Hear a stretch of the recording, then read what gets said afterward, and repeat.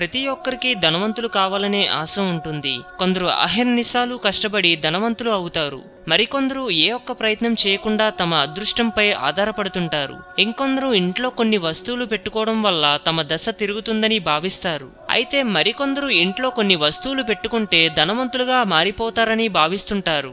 ఇదే విషయాన్ని కూడా పెద్దవాళ్ళు సూచన చేస్తుంటారు. కానీ కొన్ని వస్తువులు మాత్రం చాలా హానికరమట. వాటిని పెట్టుకోవడం వల్ల ఇంటికి మంచిది కాదు. అలాగే పేదరికం వెంటాడుతుందని చెబుతోంది వాస్తు శాస్త్రం. అయితే ఇలాంటి విషయాలను చాలా మంది మూఢనమ్మకంగా భావిస్తారు. సాలెడు పురుగు పేర్చే గూడుని చాలా మంది మంచిదని భావిస్తారు. కానీ ఇది జీవితంలో అనుకోకుండా ఎదురయ్యే ఆర్థిక సమస్యలకు సంకేతం.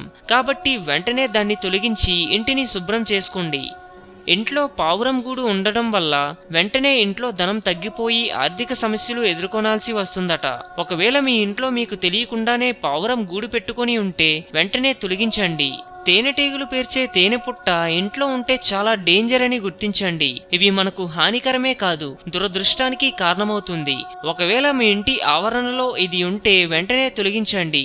పగిలిపోయిన అద్దాలు వాస్తు ప్రకారమే కాదు, నెగిటివ్ ఎనర్జీని కూడా ఇంట్లోకి ఆహ్వానిస్తారు.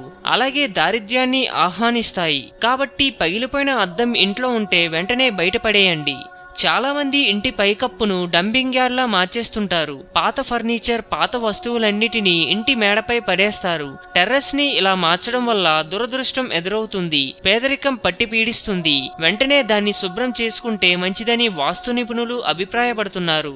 హిందూయిజం గురించి మరెన్నో గొప్ప గొప్ప విషయాలను తెలుసుకోవడం కోసం మా ఛానల్ని సబ్స్క్రైబ్ చేయండి. ఈ వీడియో మీకు నచ్చినట్లయితే లైక్ చేయండి, షేర్ చేయండి.